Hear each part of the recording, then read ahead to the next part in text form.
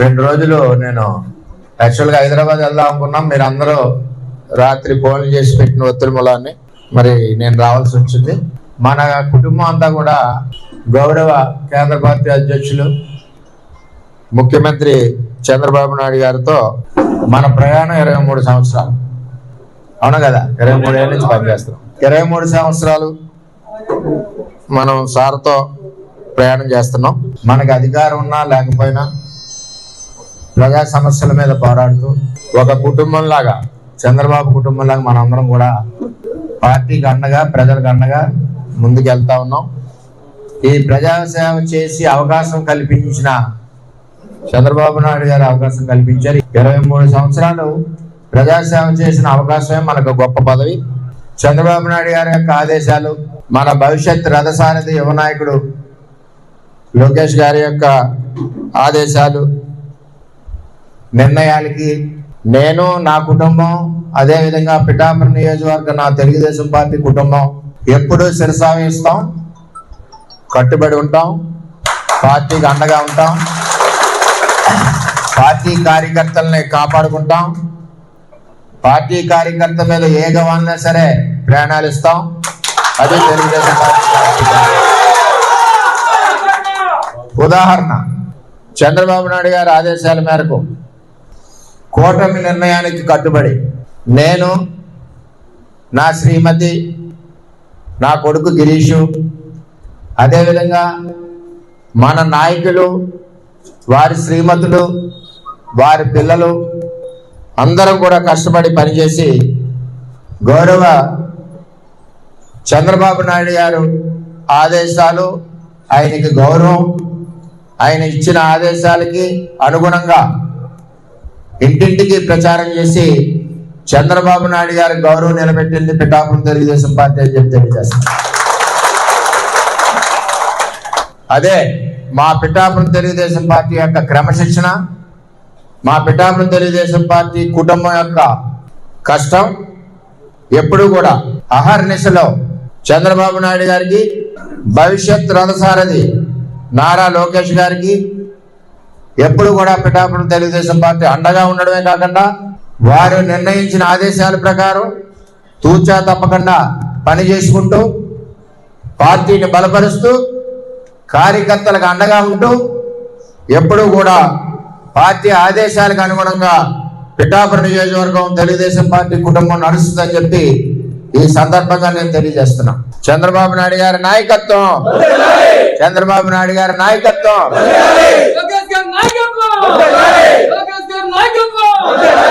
కొన్ని ఇబ్బందులు ఉంటాయి మన అధ్యక్షుడు. మనం ఒకరికి జడ్పీటీసీ ఇవ్వాలంటేనే మల్లగొల్లాలు పడతాం. అంచేత రాష్ట్ర వ్యాప్తంగా చేసేటప్పుడు కొన్ని ఇబ్బందులు ఉంటాయి, కొన్ని ఆలోచనలు ఉంటాయి, కొన్ని అడ్డంకులు ఉంటాయి. ఇవన్నీ కూడా రాష్ట్ర అధ్యక్షుడు పడి కష్టం మనం కూడా గుర్తించాలి, చంద్రబాబు నాయుడు గారికి సహకరించాలి. అంచేత మనందరం కూడా ఎటువంటి మనకు భవిష్యత్తు ఉంది. మన పార్టీ వేళ 15-20 సంవత్సరాల పైన అధికారంలో ఉంటుంది. పెద్ద నాయకత్వంలోని, అదేవిధంగా లోకేష్ గారి నాయకత్వంలోని పార్టీ పరుగులు పడుతూ ఉంటుంది. అంచేత దయచేసి మనందరం కూడా ఎప్పుడు పార్టీకి అండగా, చంద్రబాబుకి అండగా, భవిష్యత్ రథసారథి లోకేష్కి అండగా మనందరం ఉండాలని మీ అందరినీ కూడా మనస్ఫూర్తిగా కోరుకుంటూ మరి నేను సెలవు తీసుకుంటున్నా. అందరికీ నమస్కారం. నేను చెప్పినట్టే పవన్ కళ్యాణ్ చేశాడు. అన్నైన నాగబాబుకి ఇచ్చేశాడు ఎమ్మెల్సీ. మరి చంద్రబాబు నాయుడు గారు టీడీపీ తరపునే కదా ఇచ్చారు. ఏం చెప్పారు వర్మకి పిఠాపురంలో? నువ్వు పవన్ కళ్యాణ్కి మద్దతు పోటీ చేయకుండా నెక్స్ట్ ఎమ్మెల్సీ నీకే ఇస్తానని దేవుడి సాక్షిగా చెప్పాడు. ఆ వర్మేమో అమరావతిలో, విజయవాడలో పవన్ కళ్యాణ్ చుట్టూ, చంద్రబాబు చుట్టూ తిరుగుతున్నాడు. అయ్యా మీ మాట నిలబెట్టుకోండి అని. బుద్ధుందా వర్మ?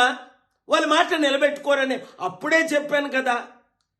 మరి ఈ మధ్యని పిఠాపురం మాజీ వైసీపీ ఎమ్మెల్యే దొరబాబు ఎవరో అట మళ్ళీ జనసేనలో చేరాడు. ఒరే నాకు అర్థం అవ్వట్లేదు, అసలు మీకు బుద్ధి బుర్ర ఉందా?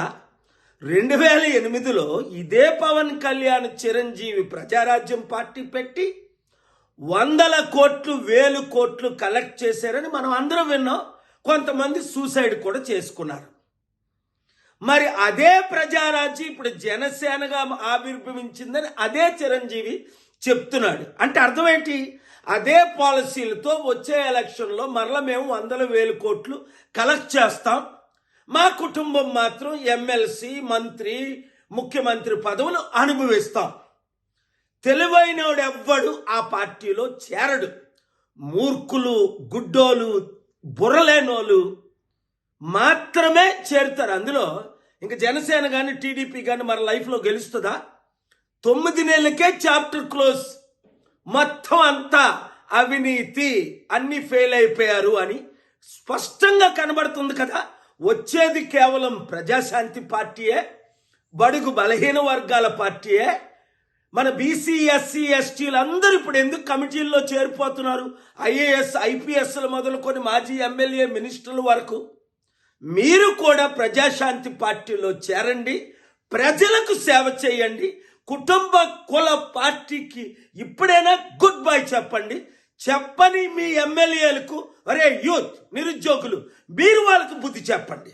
జనసేన 12వ ఆవిర్భావ దినోత్సవానికి ముమ్మరంగా ఏర్పాట్లు చాలా ఉత్సాహంగా, ఒక ప్రణాళికబద్ధంగా మా గౌరవ శాసనసభ్యులు, గౌరవ పార్లమెంట్ సభ్యులు, వివిధ నియోజకవర్గాల్లో ఉన్న ఇన్ఛార్జీలు, జిల్లా అధ్యక్షులు, క్షేత్రస్థాయిలో ఉన్న మా జన సైనికులు, వీర మహిళలు కలిసికట్టుగా ఎప్పుడు లేని ఒక ఉత్సాహంతో ముమ్మరంగా ఏర్పాట్లన్నీ కూడా సాగుతూ ఉన్నాయి. అయితే ఇక్కడ మనం అందరం కూడా ప్రధానంగా చూడాల్సింది, పిఠాపురంలో నిర్వహించుకోబోయే ఈ సభ ఖచ్చితంగా గతంలో ఎప్పుడు లేని విధంగా చక్కటి ఏర్పాట్లు, సౌకర్యాలు, అంత దూర ప్రయాణం చేసే ప్రతి ఒక్క నాయకుడికి, కార్యకర్తకి తిరుగు ప్రయాణంలో కూడా ఎక్కడ కూడా లోటు లేకుండా చూసుకోవాల్సిన బాధ్యత మీ అందరం కూడా చాలా జాగ్రత్తగా ప్రిపేర్ చేసుకుంటూ వస్తూ ఉన్నాం. సభ 4ంటికి ప్రారంభమై కొన్ని కల్చరల్ ప్రోగ్రామ్స్ మా పార్టీ అధ్యక్షులు పవన్ కళ్యాణ్ గారి ఆదేశాలతో యువతకు ప్రాధాన్యత ఇవ్వమని కోరడం జరిగింది.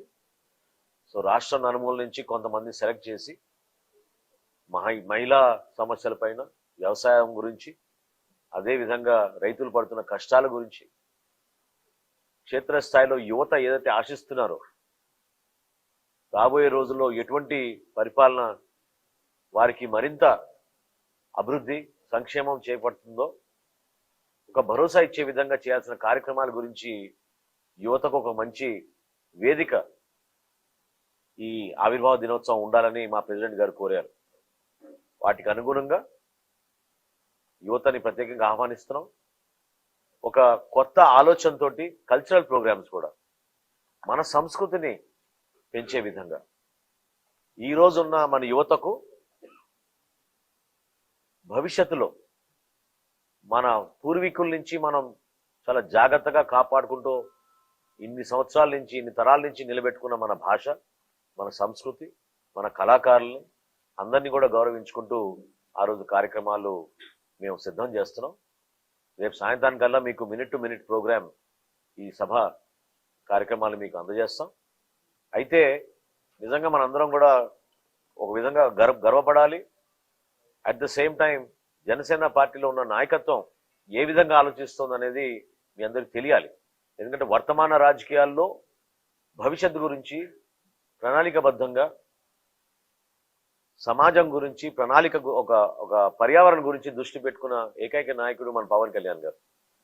ఆయన మాకు ఇచ్చిన సలహా మేరకు సభ పూర్తయిన తర్వాత ఖచ్చితంగా పర్యావరణాన్ని మనం దృష్టిలో పెట్టుకుని గౌరవించుకుంటూ, పారిశుద్ధ్యం గురించి ఎక్కడ కూడా పొరపాటు లేకుండా ఉండే విధంగా ఒక కమిటీ నియమించమని చెప్పడం జరిగింది. దానికి ప్రత్యేకంగా మన పార్లమెంట్ సభ్యులు ఉదయ్ గారి ఆధ్వర్యంలో ఒక 25 మంది స్థానికంగా ఉన్న నాయకులందరితోటి ఒక చక్కటి కమిటీ వేసి, ప్రతి ఫ్లెక్సీ కానివ్వండి, ప్రతి జెండా కానివ్వండి, అది ఇతర పార్టీల జెండాలైనా సరే గౌరవించుకుంటూ చాలా జాగ్రత్తగా సభ పూర్తయిన తర్వాత ఆ సభా ప్రాంగణమే కాకుండా చుట్టుపక్కల కూడా హైవేలోనూ, గ్రామాల్లోనూ, అన్ని చోట్ల కూడా ప్రజలకి ఎక్కడ కూడా అసౌకర్యం కలగకుండా ఉండే విధంగా ప్రిపేర్ చేయమని మన పార్టీ అధ్యక్షులు పవన్ కళ్యాణ్ గారు కోరారు. దాని మేరకు మేము సిద్ధం. భారతదేశంలో ఇప్పటివరకు ఎవరు కూడా ఇట్లా ప్లాన్ చేస్తుండరు. నిజంగా వర్తమాన రాజకీయాల్లో ఈ విధమైన ఆలోచనలు పర్యావరణం గురించి ప్రత్యేకంగా ఒక ఒక నమ్మకంతో భవిష్యత్తు మనకు ఉండదు, మన పర్యావరణ జాగ్రత్త చూసుకోపోతే అనే ఆలోచనతోటి మా పార్టీ అధ్యక్షులు పవన్ కళ్యాణ్ గారు ఈ విధంగా కార్యక్రమాన్ని తీసుకొచ్చారు. సుమారు 5 గంటలు పాటు జరిగే ఈ సభ 4ంటికి ప్రారంభమవుతుంది. తప్పకుండా అనేక మంది నాయకులు అనేక అంశాలపైన కూటమిలో ఉన్నాం కాబట్టి మీ అందరం కూడా ఎంతో బాధ్యతతోటి రాబోయే రోజుల్లో చేయబోయే కార్యక్రమాలు, ప్రభుత్వం చేపట్టిన కార్యక్రమాలు ఇప్పటివరకు మేము 9 నెలల్లో ఏ విధంగా ప్రజల్లోకి తీసుకెళ్లగలిగాం ఆ కార్యక్రమాల గురించి కూడా మేము అందరం కూడా మాట్లాడతాం. గారికి తెలుగు ప్రజలే కాదు, ఈ భారతదేశంలో ఉన్నటువంటి అన్ని మతాలు అన్ని భాషల్లో కూడా చంద్రబాబు గారికి ఒక ఇమేజ్ ఉంది. నువ్వు రేపు గారు మాట్లాడేవానికి ఇంకొకసారి మాట్లాడితే నువ్వు సిరిసిల్లలో కూడా గెలవు. అది చంద్రబాబు నాయుడు గారి పవర్. మీ నాన్నగారికి తెలుసు, అది చంద్రబాబు నాయుడు గారి గురించి మీ నాన్నగారికి తెలుసు. మీరు ఒకసారి పడ్డారు, అసలు లేస్తారో లెగలేరో అనే దీంట్లో ఉన్నారు. చంద్రబాబు నాయుడు గారు ఓడినా ఎన్నిసార్లు గెలిచాడు? జగన్మోహన్ రెడ్డి వికృత చేష్టలతో చంద్రబాబు నాయుడు గారిని ఎన్నో ఇబ్బందులు పెట్టి లేనిపోయిన కేసులో లోపలికి వెళ్తే ఏమైంది చెప్పండి? జగన్మోహన్ రెడ్డి లోపలికి వెళ్తే ఏమైంది? 1,00,000 కోట్లు పెట్టుకున్నాడు, లోపలికి వెళ్ళాడు అన్నారు ప్రజలు. అదే చంద్రబాబు నాయుడిని అన్యాయంగా లోపలికి జైల్లో వస్తే ఏమన్నారని అన్యాయం వేశారు చంద్రబాబు నాయుడిని. చంద్రబాబు నాయుడు గారు అవినీతికి దూరంగా ఉంటాడు, చంద్రబాబు నాయుడు గారికి ఇలా వేయడం ఏంటని ప్రజలందరూ కూడా ముక్త కంఠంతో ఖండించడమే కాకుండా రోడ్డు మీదకి వచ్చారు. రాజమండ్రి నుంచి విజయవాడ రావడానికి 2 గంటల కారులో, చంద్రబాబు నాయుడు గారు రావడానికి 1 రోజు పట్టింది. అది క్లియర్ చేస్తే జన సముద్రంలో వచ్చాడు ఆయన. ఒకసారి చూసుకో వీడియోలు. చంద్రబాబు గారి గురించి మాట్లాడేటప్పుడు ఒకసారి మీ నాన్న కూడా అడుగు, ఒకసారి మీ నాన్న నోరు చేరాడు అలాగే ఏమి హిందీ రాదు ఇంగ్లీష్ రాదు అని. చంద్రబాబు నాయుడు గారు నుంచుంటే చాలయ్యా, ఆయన కటౌట్ చాలు, చంద్రబాబు గారు కటౌట్ చాలు ఈ భారతదేశానికి. కాబట్టి మీరు ఒళ్ళు దగ్గర పెట్టుకొని మాట్లాడండి. ఈ రాష్ట్రం గురించి కానీ లేదా చంద్రబాబు నాయుడు గారి గురించి కానీ మాట్లాడేటప్పుడు ఒళ్ళు దగ్గర పెట్టుకోకపోతే ఆఖరికి నీకు సిరిసిల్లలో కూడా నీ ప్రజలు నిన్ను ఓడిస్తారు. ఒకవేళ ఎన్నికలు కూడా లేటుగా ఉన్నాయంటే నువ్వు సిరిసిల్ల వెళ్తే అక్కడి నుంచి పెరుగు పడతారు అని తెలియజేస్తాను. నాకా నాదేంది తమ్ముడు, చంద్రబాబు నాయుడు గారు నాకు దేవుడితో సమానం. అప్పుడప్పుడు భక్తులకి పరీక్ష పెడతారు దేవుళ్ళు కూడా. సినిమాలు చూడవా? సినిమాలు చూసినప్పుడు ఆ భక్తుడికి పరీక్ష పెడతాడు దేవుడు. అరే రాత నేను చెప్తా ఎప్పుడు కూడా, నాకు చంద్రబాబు నాయుడు గారు అనే వ్యక్తి దేవుడితో సమానం. నాకు పదవి ఇచ్చినా ఇవ్వకపోయినా నేను చంద్రబాబు నాయుడు గారికి అంకితంతో పనిచేస్తా. అంతేగాని పదవి వచ్చితే ఒకలాగా, పదవి రాకపోతే ఒకలాగా ఇది కాదు. అక్కడ ఈక్వేషన్స్ ఇంకోటి ఇవన్నీ చూసుకొని పదవులు ఇస్తారు. వచ్చినప్పుడు సంతోషం అలా పడతామో, రానప్పుడు కూడా దాన్ని ఈజీగా తీసుకోవాలి. ఇదంతా ఒక క్రీడ. రాజకీయంలో పదవులు అనేవి ఒక క్రీడ. ఒక్కోసారి గెలుస్తాం, ఒక్కోసారి ఓడతాం. అలాగే ఒక్కోసారి వస్తాయి, ఒక్కోసారి రావు. రాలేదని మనం కుంగిపోయి వచ్చినప్పుడు ఆనందంగా ఉండి అలా కాదు. చంద్రబాబు నాయుడు గారు నాకు పదవి ఇచ్చినా ఇవ్వకపోయినా ఆయన నాకు దేవుడు అంటే ఒకటే స్లోగన్. నేను ఎప్పుడు చంద్రబాబు నాయుడు గారు నాకు నాయకుడు అని కూడా చెప్పలా. అంటే నాయకుడి కంటే గొప్పవాడు కదా దేవుడు. నా వరకు అయితే చంద్రబాబు నాయుడు గారు అనే వ్యక్తి దేవుడు. ఇచ్చినా ఇవ్వకపోయినా ఎప్పుడు కూడా నేను అంకిత భావంతో చంద్రబాబు నాయుడు గారికి ఎప్పుడు అప్పుడు కాదు ఎప్పుడు కూడా ఇలాగే ఉంటా, ఇలాగే ఫైట్ చేస్తా. చంద్రబాబు గారిని ఎవరు ఎక్కడ ఈ రాష్ట్రంలో కాదు, పక్క రాష్ట్రంలో కాదు, భారతదేశంలో చంద్రబాబు నాయుడు గారి గురించి ఎవరు మాట్లాడినా సరే ఇదే స్టైల్లో వాళ్ళకి సమాధానం చెప్తాను.